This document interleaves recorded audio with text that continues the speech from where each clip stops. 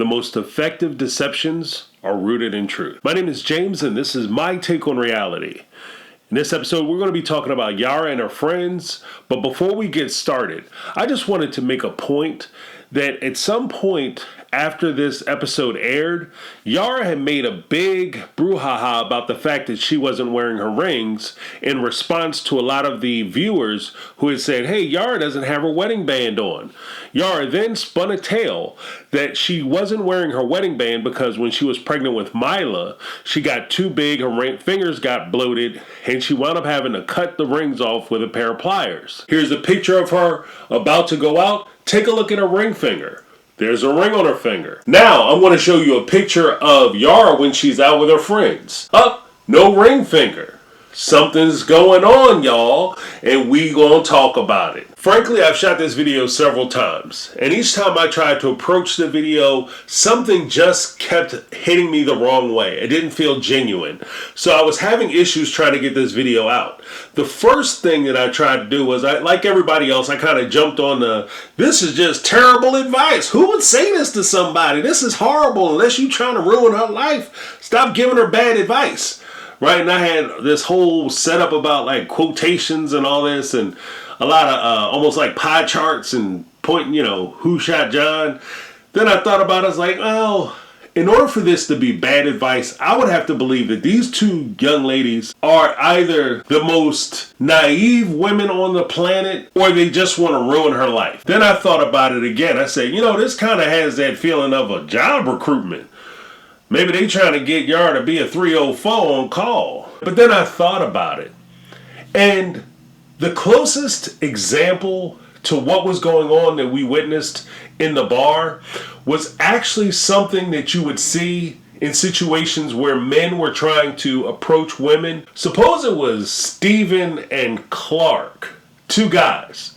It would be along the same lines. If they were trying to smooze her away from Jovi or snatch her away from Jovi, it would be kind of that same approach. I want to talk about it from that respect because at the end of the day, when you're trying to, scandalize a married woman or take a fellow away from a young lady, basically the game is a con and it works the same way cons do. Now, the first part is the recruitment.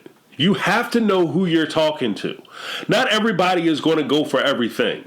For instance, if you're a guy and you're out scoping the bars or the clubs, and you run into a woman who's married or she has a boyfriend or whatever the case may be, you have to make sure that she's the type of woman who is willing to entertain this type of activity. Otherwise, you're wasting your time and you're probably going to wind up getting your feelings hurt, if not physically hurt. So guys, when they approach these type of women, they have to make sure that the woman is open for business. In Yara's case, she's from a foreign country.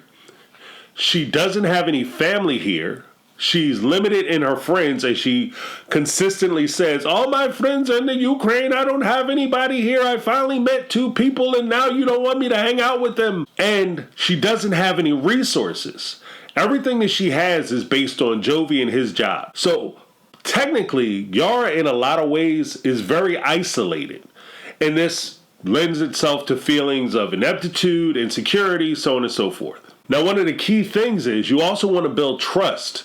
You want that person to trust you, have confidence in the things that you say and believe you. When you sit there and come home and you tell your loved one, oh yeah, I was hanging out with my friend from work and that person happens to be of an opposite sex or whatever, and your boyfriend or girlfriend is like, I don't trust that, you guys can't be friends. The reason why she doesn't trust that, and more to the point, the reason why he doesn't trust that is because most men have an understanding and most women have an understanding that the easiest way to shark after another person who is in a commitment is for you to come in under the radar. The best way to come in under the radar a lot of times is to propose yourself or prostrate yourself as the friend or the buddy. You might bring somebody who helps to build that confidence. Like, for instance, in this particular instance, you notice that there were two women there, but one of them was doing a lot of the salesmanship and a lot of the talking. The other woman, who was sitting over to the right, I believe her name is Adele, she was doing a lot of the agreement. She was doing a lot of the, oh, I'm a mom too. Oh, we have this in common. See, if you can get somebody to come in and give you that commonality ground, it really helps the salesmanship. So, for instance, if you walk into a car dealership and you say to the car dealership, the car dealer, the car salesman, oh, I have a child and I have a family. Guess what, y'all? He got a family. Hey, I'm single. I've been single for a lot of years and I don't have any kids. Guess what, y'all? He don't have no kids. Or he's admiring the fact that you have children. Right? Everything is about you is just wonderful, and somehow you guys have so much in common. Because if you feel as though you have something in common with somebody, that makes you more pliable to the idea that this person, you can trust this person's opinion. And that's part of the con. The next thing is questions. Questions are king. Knowledge is power. When you ask questions, you're not only gaining information about the things that people find the most interesting, which is themselves.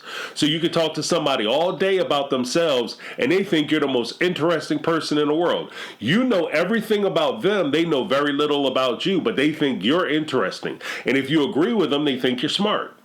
And if you laugh at their jokes, they think you have a great sense of humor, right? These are all tactics that a lot of people use, even salesmen, like we talked about the car salesman. By asking you questions, not only do they get to further assess you and figure out if you're a good prospect for their recruitment, but they also get to take a look and find out what you're interested in, what your story is, right? What are certain facts that I can use later on? What information can I use to leverage to get you to go along with my idea? Because remember, part of the best lie is to seed in a little bit of truth. So if you have a truism, a big block of truth, and then you tell somebody a lie or something that's deceptive, it makes it seem like the whole thing is true. So you want to find out as much information as possible so that way when you start seeding in your bullpocky, then all of a sudden they can't tell the difference. 2, you get to find out what their desires are. What are you looking for? What will make you happy? What are the things that you want out of life? And because that also becomes a huge part of the sales pitch.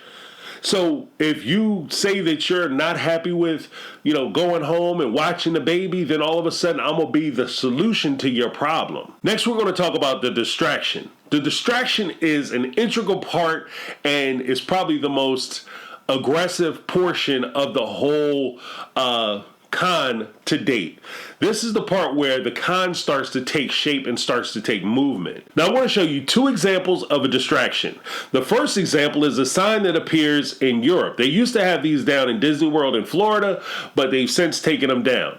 Here's the sign. Now if you notice, the sign is warning against pickpocketing. But here's the question. You know where pickpockets hang out? Underneath that sign. Why? Because if you were in a strange place that you were unfamiliar with and you saw a sign that says, hey, watch your pockets, there are pickpockets around and they're going to rob you, the first thing you're going to do is fill your pockets and see where your wallet is. And what did you do? You just told that pickpocket where all your valuables are. It's the distraction. You're paying so much attention to the sign that you stop paying attention to the people who are watching you watch the sign.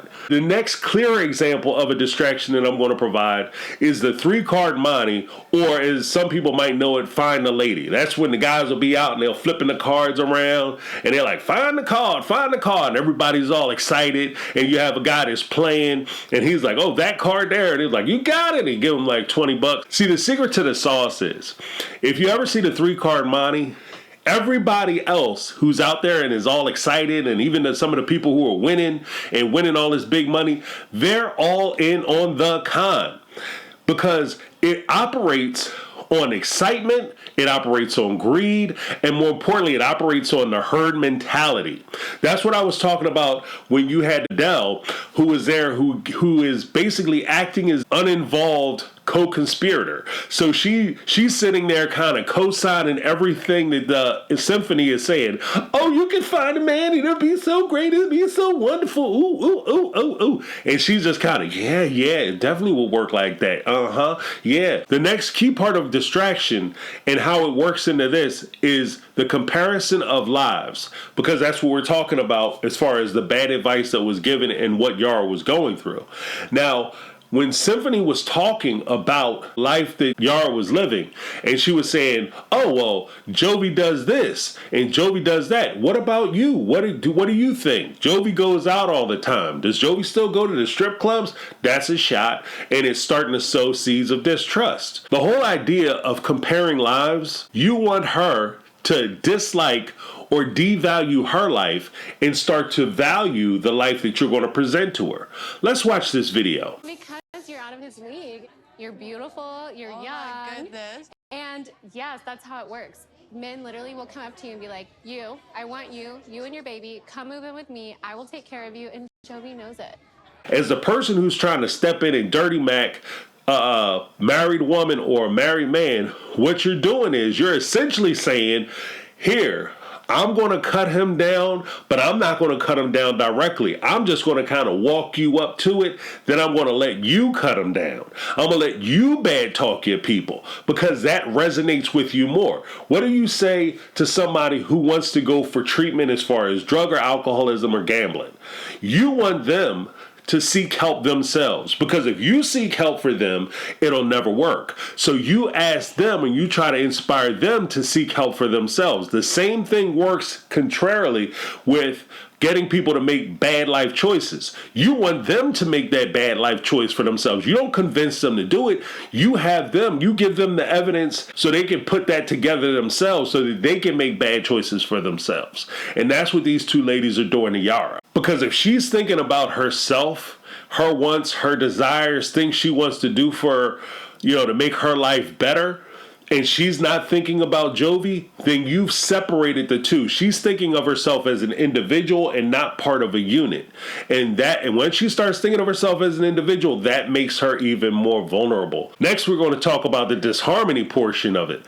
The disharmony comes in because, like I said, the whole time you've been sowing seeds of doubt. You've been telling her about the GPS. You've been telling her about how Jovi should respect and love her body, and how even though she criticized her body and she doesn't feel self-confident, Jovi should be encouraging you, and how dare he comment on your body. Here's how I see some of this working. Cymphony and Adele have collected information from Yara from her vetting, their questions, and the conversation that they had. What did they find out? Just 3 points. They found out that Yara was upset about the GPS that Jovi insisted that she put on her phone. They found out that Jovi has a question of whether he can trust her or not because he has that GPS on her phone. And I'm sure that at some point during the evening, Yara is going to complain about Jovi insisting that she come home early or at least on a respectable time. With just those 3 pieces of information, all you have to do from that moment forward, if you're Cymphony and Adele, is convince Yara to stay out late. Then you talk to her about taking the GPS off her phone. All that happens from that point is you just step back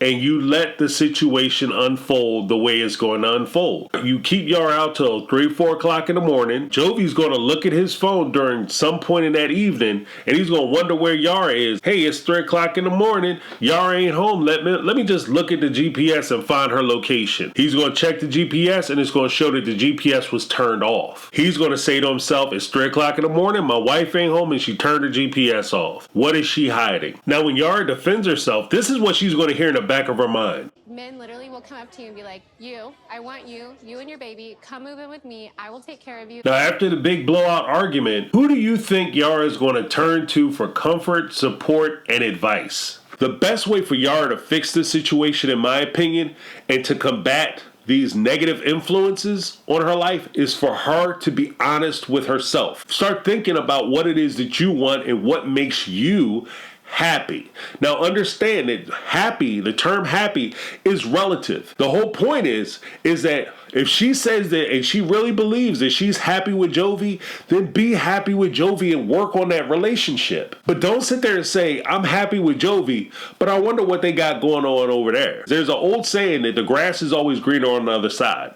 I say that the grass is always greener on the other side because you don't see the potholes. You don't see the problems with what's on the other side. You want to make sure that you're evaluating your situation properly. And if you're happy, be happy and work on a situation you have. Know your value. I say all the time on this channel, men respect you as much as you respect yourself. Men value you as much as you value yourself. Don't devalue yourself. And to me, when her friends, Cymphony and Adele, both attacked her, or more to the point, complimented her and told her how beautiful she was and how wonderful she looked and how awesome she was because she was so beautiful and she could get any man she wanted, to me, that's devaluing her. You are more than just flesh and bone. You're more than just the way you look. And if you think that your value is only tied up in how you look and what's between your legs, then you have no value at all, because there's always going to be somebody out there who has the exact same thing you have. And like happiness, attractiveness is also relative. On Monday, I might like an ice cream. On Tuesday, I might like cake. And on Wednesday, I might like cookies.